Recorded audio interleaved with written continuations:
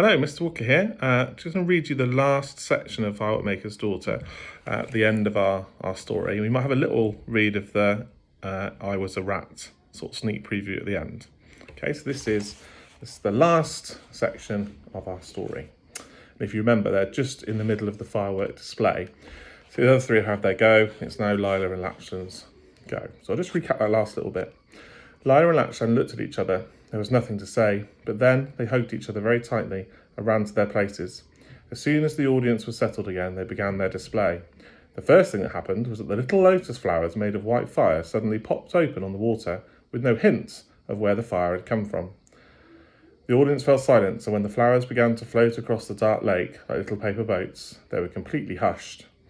Then a beautiful green light began to glow beneath the water and rose slowly upwards to become a fountain of green fire. But it didn't look like fire. It looked like water, and it splashed and danced like a bubbling spring. While the fountain played over the lake, something quite different was happening under the trees. A carpet of living moss seemed to have spread itself across the grass. A million little points of light, all so close together that they looked as soft as velvet. A sort of "ah" sound came from the audience. Then came the most difficult part. Lila had designed a sequence of fireworks based on what she had seen in the grotto of the fire fiend. But it all depended on the delayed action fuses working as they should, and of course they hadn't had time to test them properly. If some of the fireworks went off a second too early or a second too late, the whole show would make no sense. But there was no time to worry about that now. Quickly and expertly, she and Lachlan touched fire to the end of the master fuses and held their breath. First came a series of slow, dull explosions, like the beat of a muffled drum. Everything was dark. Then a red light shivered down, leaving a trail of red sparks hanging in the air like a crack opening in the night. The solemn drum beats got louder and louder, and everyone sat very still, holding their breath, because of the irresistible feeling that something was going to happen. Then it did. Out of the red crack in the night, a great cascade of brilliant red, orange and yellow lava seemed to pour down and spread out like the carpet of fire in the grotto. Lila couldn't resist glancing up very swiftly at Dr. Puffenflash, Signor Scorcini and Colonel Sparkington, and saw them all watching wide-eyed like little children. When the lava carpet had flowed down almost to the edge of the lake, the speed of the drum beat got faster, and sharp bangs and cracks beat the air between them. And suddenly, dancing as he had in the grotto, Razvani himself seemed to be there. You can see everyone staring at the beginning of their display.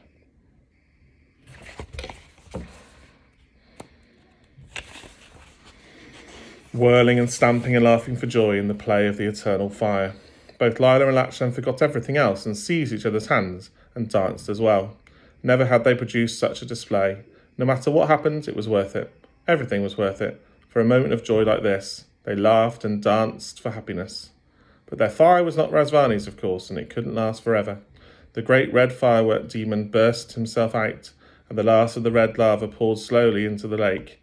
And then the little white lotus boats, now scattered over the water like the stars in the sky, flared up and burnt more brightly than ever for a moment before all going out at once. Then there was silence. It was a silence that got longer and longer until Lila could hardly bear it, and she gripped Lachlan's hand so tightly it nearly cracked. And when she thought it was all over, Lachlan was doomed. Everything was ruined. There came a mighty yell from Colonel Sparkington. "Yee-haw!" he cried, waving his hat. And "Bravissimo!" shouted Signor Scorcini, clasping his hands above his head. And "Hoch, hoch, hoch!" roared Dr. Puffenflash, seizing the cymbals from his, remember this word, bombardino gel mixpark pump, in order to clap more loudly. The audience, not to be out-applauded by the visiting firework makers, joined in with such a roar and a stamping and a clapping and a thumping of one another on the back, and a whistling and a shouting that 438 doves roosting in a tree 10 miles away woke up and said, "Did you hear that?" Of course, the court official timings. The applause had to give up. It was obvious to everyone who had won, and Lachlan and Lila went up to the royal platform where the king was waiting to present the prize. "I keep my word," the king said quietly. "Lachlan, you are free. Take this prize, the pair of you, and enjoy the festival." And you can see the audience there cheering Lachlan and Lila. Hardly knowing what was happening, Lila and Lachlan wandered back to the darkness of the firing area under the trees, and he might have been going to say something, and she might have spoken too, but suddenly the air was filled with the sound of a mighty trumpet. "It's Hamlet," said Lila. "Look, he's excited about something." A moment later, they saw what the elephant had seen, and Lila clapped her hands for joy. The little figure came strolling onto the grass in front of the royal platform and bowed elegantly to the king. It was Shulak. "Your Majesty," he said, and everyone stopped to hear what he was going to say.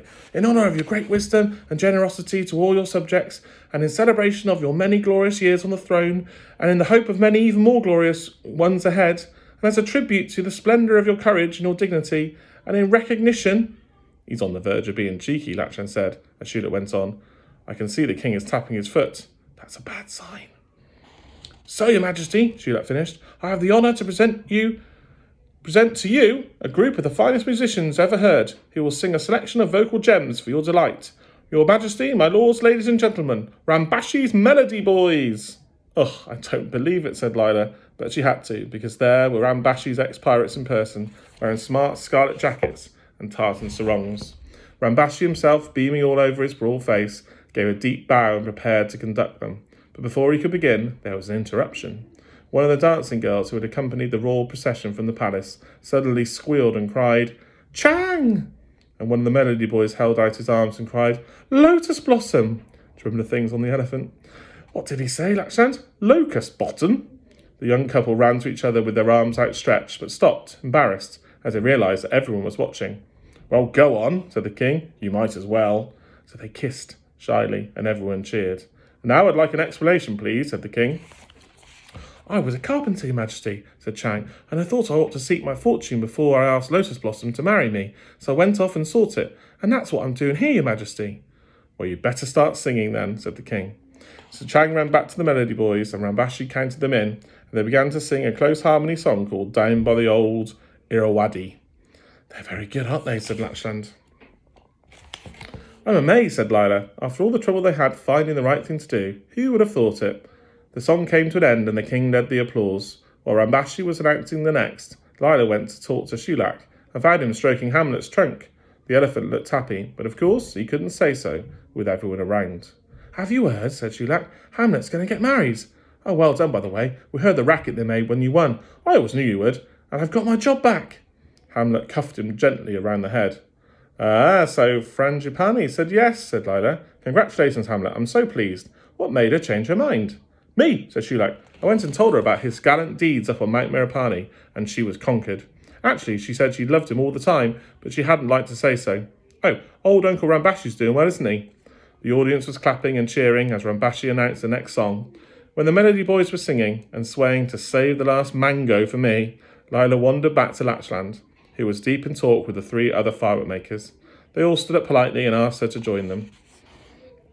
"I was just congratulating your pa on that mighty fine display," said Colonel Sparkington, "and half the credit goes to you, miss. That trick with the little bitty boats that all went out at once, that's a Lulu. How'd you work that stunt?"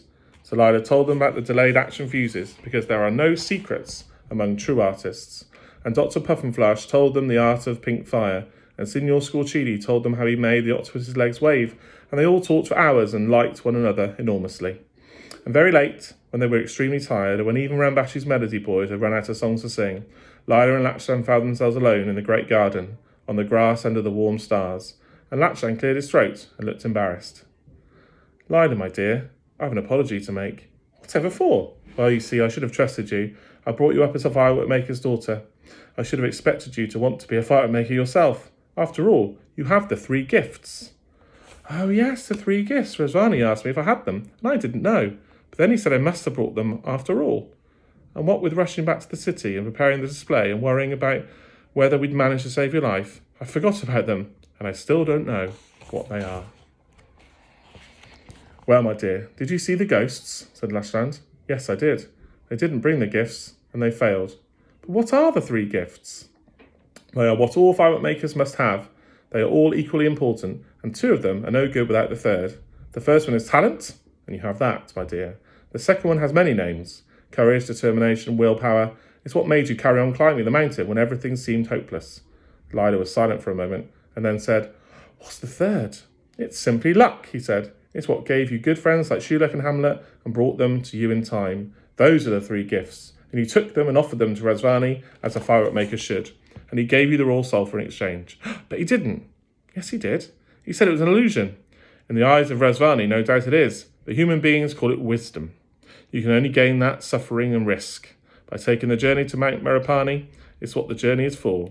Each of our friends, the other firework-makers, has made his own journey in a similar way, and so has Rambashi. So you see, you didn't come home empty. You did bring back the royal sulphur.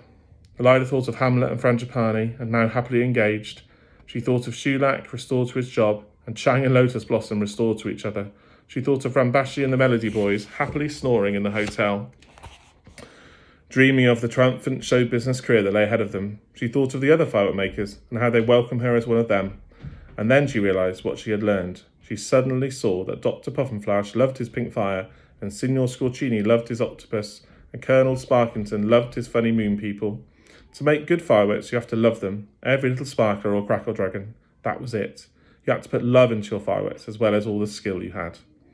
And Dr. Puffinflash's pink fire really was very pretty. If they combined some of it with a little glimmer juice and some of that doubling back powder, they'd have never found a use for it.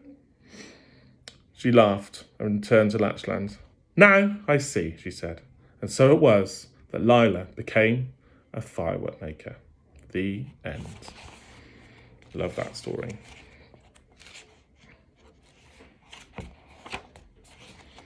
Okay, that's the end of our story. Firework-Maker's Daughter. Again, have a look out for the other small Philip Pullman books like I Was a Rat and Count Karlstein and Clockwork, Scarecrow and His Servant. You can find them in good bookshops, and there's some in school. I'll do another video later on of a little sneak preview for I Was a Rat. Okay, so I really enjoyed reading the story to you. I hope you've enjoyed it too.